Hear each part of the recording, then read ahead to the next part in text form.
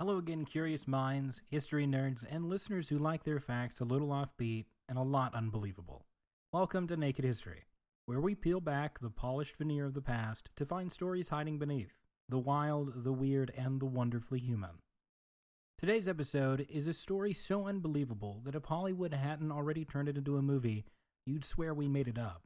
It's the tale of one man's solo mission to hand-deliver beers to his buddies in the middle of the Vietnam War. No weapons, no orders, just a duffel bag full of PBR, a list of friends, and the stubborn loyalty of a Bronx Irishman with nothing better to do. This is the greatest beer run ever, and it starts, like all the best New York stories do, in a bar.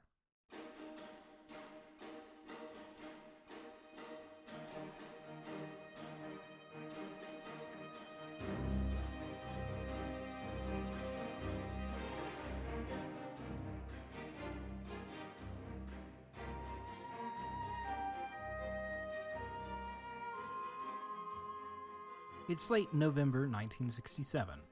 At Doc Fiddler's bar in Inwood, Manhattan, a bunch of blue-collar locals are gathered around beers, arguing about the war. Vietnam is tearing the country apart. Protesters march in the streets, televised funerals run nightly, the soldiers are fighting and dying, but the folks back home are divided on whether they should even be there. But inside Doc Fiddler's, there's no such debate. These are working-class New Yorkers. Plumbers, cops, longshoremen, and their sons, guys they grew up with, are overseas, fighting and dying. Rick Dugan, Kevin McClune, Bobby Pappas, all names scribbled on paper in someone's wallet, each representing a kid who once played stickball on these streets. George Lynch was the bartender. Everyone called him the Colonel. The Colonel, though, was really an honorary title. He wasn't a real colonel. He had served just as a private, but he had earned his stripes with the locals. He flew the American flag outside his bar, organized parades for returning vets, and shouted down anti-war protesters from the sidewalk. One night, overcome with frustration at the way that the war was being talked about, he blurted out, "Someone ought to go over there, give those boys a beer, and show them they're not forgotten." The bar erupted in laughter. Everyone laughed, except for one man, John Chick Donohue, a Marine vet and a merchant seaman, and just overall neighborhood guy. He just nodded quietly, and that night, the wheels began turning. The next morning, Chick showed up at Doc Fiddler's with a duffel bag and a plan. He wasn't kidding. He had his merchant seaman's card, which gave him the legal ability to hop aboard U.S. shipping vessels. He wasn't enlisted, he wasn't on a mission, but if he could get to Vietnam on a cargo ship and talk his way through the military checkpoints, he could, in theory, find his friends and hand them a beer, and a little taste of home. One by one, people started showing up at the bar. Tommy Collins' mom gave him a letter. Kevin McClune's cousin passed on an address. Bobby Pappas' old man slipped him some cash for expenses, which Chick refused. He wasn't doing this for the money, he was doing it for love, for friendship, and for home. He landed a berth aboard the SS Drake Victory, a freighter headed for Vietnam with a load of ammunition. He packed socks, letters, and 2 cases of Pabst Blue Ribbon. He figured warm beer was probably better than no beer, and so with that, Chick Donohue left New York on what had to be the dumbest but bravest mission in modern history. After a month at sea, the Drake Victory anchored off the coast of Queenan. Chick sweet-talked the captain into letting him go ashore. With his beard and civilian clothes, Chick didn't exactly blend in, but that may have helped. Most people just assumed that he was CIA. He asked around for Tommy Collins and found out that he was actually on security detail near the docks. Chickie hopped off the ship and made his way towards the docks. "Tommy!" he shouted. Tommy turned around and froze. He looked at Chickie like he was seeing a ghost. "What the hell are you doing here?" Chickie then pulled a warm PBR from his bag and handed it over. "Figured you could use a beer." Tommy shook his head, grinning. They hugged, laughed, and stared at each other in disbelief. That night, Donohue stayed on the docks. The guys in Tommy's unit gathered around, listening to Chick's stories from home. They asked him about the bar, about the colonel, about the Yankees. Chickie handed out beers like communion. They sang Irish ballads. Some cried. One guy whispered that this was the first time he'd felt like a person in months. Later, Chickie would say, "I knew it wasn't much, just a beer, but it was a symbol. It meant you weren't forgotten." With Tommy Collins checked off his list and a few beers lighter in his duffel bag, Chick then turned his sights to his next target, Rick Dugan. Now, Rick was a tough, no-nonsense kid from Inwood who ended up in Bravo Company, 1st Cavalry Division.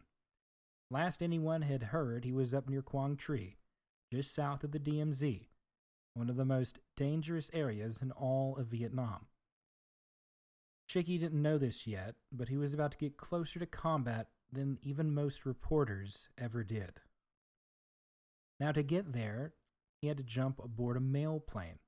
The pilot, a cocky Texan with a cigarette hanging from his lip, didn't ask too many questions. Again, it helped that Chick was dressed like no one in particular.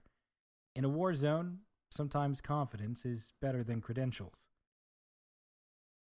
They flew over a jungle so dense it looked like broccoli from above, and Chick couldn't stop thinking about the guys underneath those trees. It was beautiful and terrible all at once, the kind of place where life could vanish in an instant. After touching down at Phu Bai, Chick hitchhiked through fire bases, forward operating posts, and logistics camps, asking for Rick Dugan. Most people didn't know who he was, but when Chick mentioned he had beer and was, quote, on a delivery, they usually laughed and pointed him towards the next base. Eventually, he caught a helicopter headed to Landing Zone Jane. That was where the 1st Cavalry Division was stationed. He wasn't on any manifest, but the crew shrugged and let him hop on. As the rotor blades chopped the air above him, Chick realized it wasn't sightseeing anymore. He was officially in the shit. LZ Jane was muddy, loud, and smelled like diesel, sweat, and gun oil. As the helicopter touched down, Chick jumped out with his duffel bag slung over his shoulder like Santa Claus at the world's worst holiday party. He was immediately spotted by a sergeant major who wasn't thrilled to see a civilian show up unannounced. "Who the hell are you supposed to be?" Chick explained that he was looking for Rick Dugan, had a beer for him, and meant no trouble. The major was baffled, but also a little bit amused. He ordered a couple of GIs to stash Chick in a nearby foxhole while they searched for Dugan. So there Chick was, crouched in a dirt trench, clutching a 6-pack of warm beer, while soldiers loaded their rifles and scanned the tree line. It wasn't a drill. They were expecting action. Minutes later, Chick heard someone shout, "Rick, get over here. Some guy's looking for you." Rick Dugan showed up, rifle in hand, and peered into the foxhole. And that's where he saw Chick, grinning, holding up a beer. Rick blinked. "Wait a minute. You don't have to be here, and you're here?" It was the line of the trip. Chick handed him the beer. Rick laughed, hugged him, and said, "You're out of your goddamn mind." Which was true, but also incredibly touching. That night, Chick stayed in the trench with Rick's unit. The soldiers, barely older than kids, peppered him with questions. What was happening back home? What's the music like now? And, what are the girls wearing? And Chick answered every one of them. For a few hours, he wasn't a civilian in a war zone. He was just a guy from the neighborhood telling stories and sharing beers. That night, however, things got real. As darkness fell, the soldiers prepped for an ambush. Chick was handed a poncho, told to lie low, and maybe, just maybe, to pray. Then came the telltale pop of distant gunfire. Suddenly, the night exploded with flares and muzzle flashes. The squad returned fire. Chick could barely breathe. He pressed into the dirt, eyes wide, heart pounding, listening to soldiers shout commands and fire into the jungle. He had been in the Marines, yes, but he'd never seen combat. Not like this. After what felt like hours, the shooting stopped. The jungle fell silent. Rick patted him on the back and said, "Well, that was a quiet night." They laughed, or maybe cried, or both. Chickie wasn't sure anymore. At dawn, he ate old sea rations and swapped stories. Chickie shared another beer, this one with a kid named Charlie who hadn't spoken all night. Charlie cracked it open, took a sip, and said, "I don't think I've tasted anything better." After saying goodbye to Rick and Bravo Company, Chick moved on. He wasn't done yet. He wanted to find Kevin McClune, a soft-spoken guy from the neighborhood who had gone into intelligence and was rumored to be stationed inland. Chickie didn't have an exact location, but that didn't stop him. Walking alone down a jungle road near On K, Chickie heard the low rumble of a jeep coming up fast. He stepped to the side, and as the vehicle passed, someone shouted, "Chickie!" He looked up, and there he was, Kevin McClune, grinning from ear to ear in uniform with two other guys in tow. They pulled over, and Chick was mobbed with hugs and laughter. The last thing anyone expected to see in the middle of the night was a bearded civilian with a duffel bag full of beer. They sat under the canopy of the trees, passing beers and catching up. Kevin's unit had seen some rough days. Intelligence work wasn't all maps and radios. It was interrogations, surveillance, and sometimes raids. He didn't talk much about it, but when Chick handed him that beer, Kevin looked at it like it was a message from another world. "Home still exists," he whispered. They talked for hours. About old crushes, stupid fights, and everything old friends could talk about. Chickie could tell that for Kevin, this wasn't just a friendly drop-in. This was a lifeline. Before Chickie left, Kevin offered him a ride to the next base. They shook hands. Kevin looked him in the eye and said, "Tell everyone back home, we're still us." After parting ways with Kevin McClune, Chick wasn't sure what came next. He had crossed half of Vietnam on foot, by plane, or through blind luck. He had faced down firefights, foxholes in the jungle, but one name still echoed in his mind: Bobby Pappas. Now, Bobby wasn't just another neighborhood kid. He was Chickie Donohue's best friend. They had grown up together, played baseball together, chased girls together, even shared cigarettes at the same stoops. Chickie had promised Bobby's family that he'd find him. He had heard Bobby was stationed at Long Binh, a sprawling logistics base near Saigon. It wasn't near the front, but it didn't make it any safer. If anything, Long Binh's massive ammo depots made it a prime target for enemy saboteurs. Chickie hitchhiked south, weaving through bases and bribing officers with charm, New York attitude, and whatever was left in his duffel bag. He finally arrived at Long Binh, slipped past security, and started asking around. And then, just like before, it happened. "Chickie?" Bobby came running across the compound and hugged him like he may never let go. The reunion with Bobby was different. This one hit deep. Now, Bobby had seen some things. He was stationed near the base's ammo supply, and thousands of tons of explosives were stacked in those bunkers. He talked about saboteurs trying to sneak in at night, guards that never slept, flares in the sky, and the constant fear that one wrong spark could send the place sky high. After they found a quiet place to sit, Chickie pulled out 2 beers. Bobby held his, staring at the label for a long time before cracking it open. "I didn't think I'd see one of these again," he said. Chickie handed him letters from friends and family. Bobby read them one by one, then folded them into his chest pocket like they were armor. For 2 days, Chickie stayed with Bobby. He shared beers with his unit, swapped stories, and reminded them of life outside the wire. Some soldiers just couldn't believe it. This random guy from the Bronx just showed up. with beer and no fear. However, something was brewing. There was a tension in the air. Patrols were doubling, officers were on edge. The Vietnamese New Year, Tet, was just days away. "They're up to something," Bobby said. "You can feel it." Chickie promised he'd be gone before anything had happened. He had a plane to catch in Saigon after all. But the war had other plans. Chickie Donohue arrived in Saigon on January 30th, 1968. It was Tet Eve. Fireworks were lighting up the night sky and the city was buzzing with celebration. Chickie checked into a room near Tudo Street, a downtown hub for journalists, expats, and soldiers on R&R. There he met up with an old sailor friend, Johnny Jackson, who invited him out for beers. They hit the Caravel rooftop bar, famous for its panoramic views and visiting war correspondents. Donohue looked over the city, sipping beer and watching the flashes in the sky. At first, he thought they were fireworks. Then the ground shook. Glass shattered. Sirens screamed and distant gunfire erupted.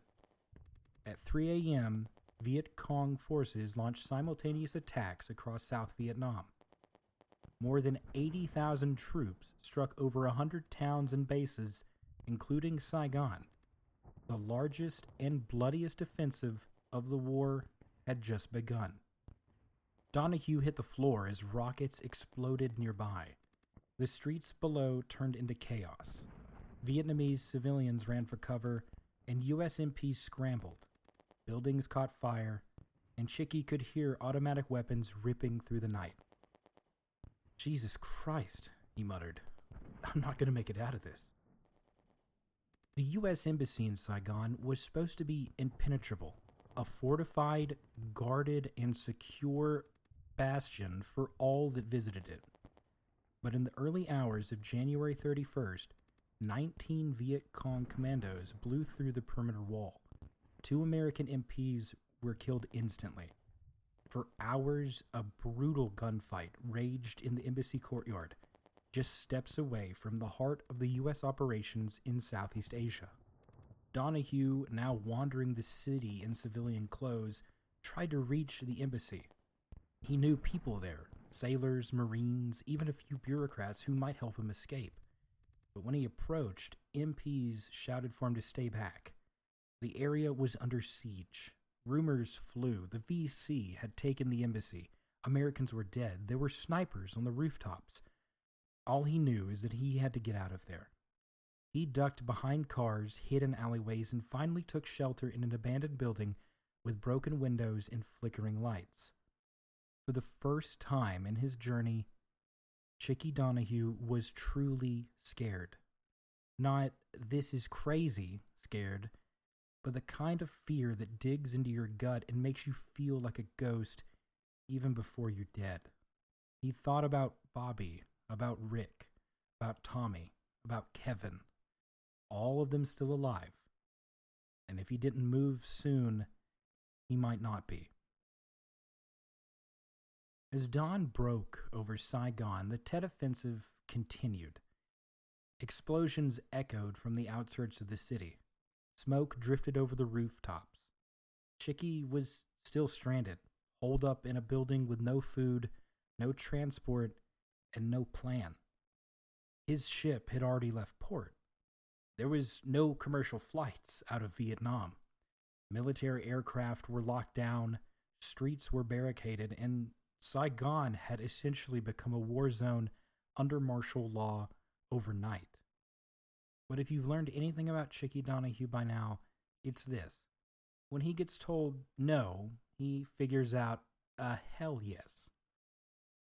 So he slipped onto the streets and headed towards Ton Son Nhat Air Base, dodging MPs and roadblocks.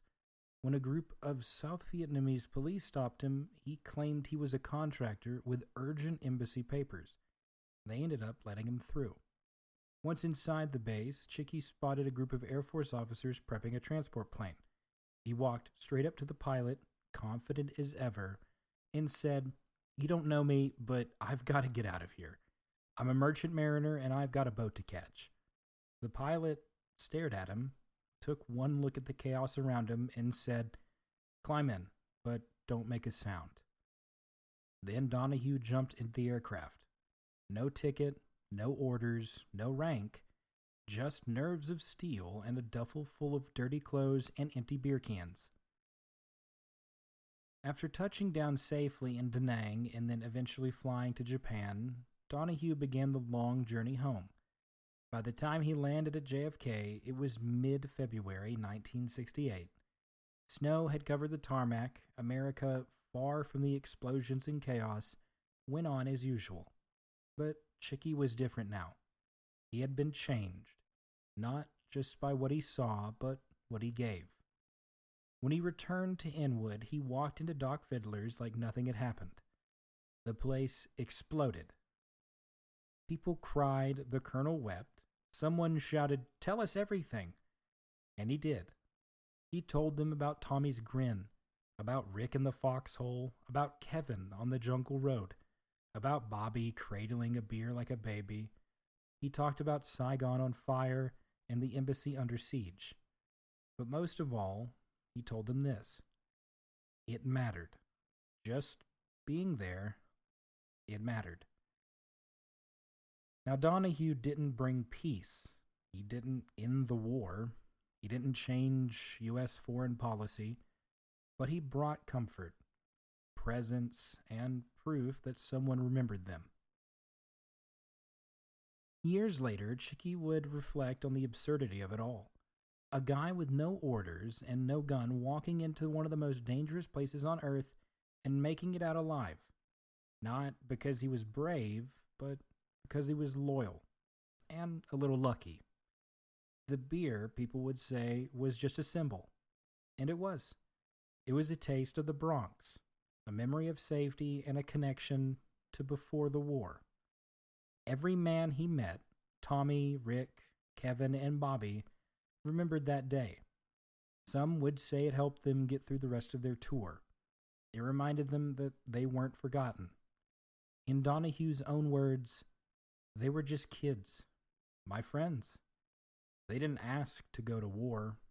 I just wanted to remind them that they still mattered. And that's the heart of the story. Not the beer, not the journey, but the love. So what do we take from the greatest beer run ever? That even in a war zone, a single act of friendship can ripple through time. That sometimes the stupidest ideas are the ones that make the biggest difference. That beer may not win wars, but it can heal something just as important. Thank you for joining me for this episode of Naked History. If you loved today's episode, give us a follow, subscribe, and tell a friend. And maybe, just maybe, bring someone a beer that they weren't expecting. Because we all need a little reminder that we're not forgotten. Again, thanks for listening to this episode of Naked History. In the debrief of this episode, we're going to talk a little bit more about the book and the movie that came out featuring Zac Efron and a little bit of the discrepancies between the fact and the fiction. And as for the next episode of Naked History, we're headed from Vietnam to Australia to cover the world's most improbable war. That's right. We're talking about the Australian Emu War. Until then, I've been Dylan Gassaway, and this has been Naked History. Remember to stay curious, stay bold, and never underestimate the power of showing up. Until next time, have a good one.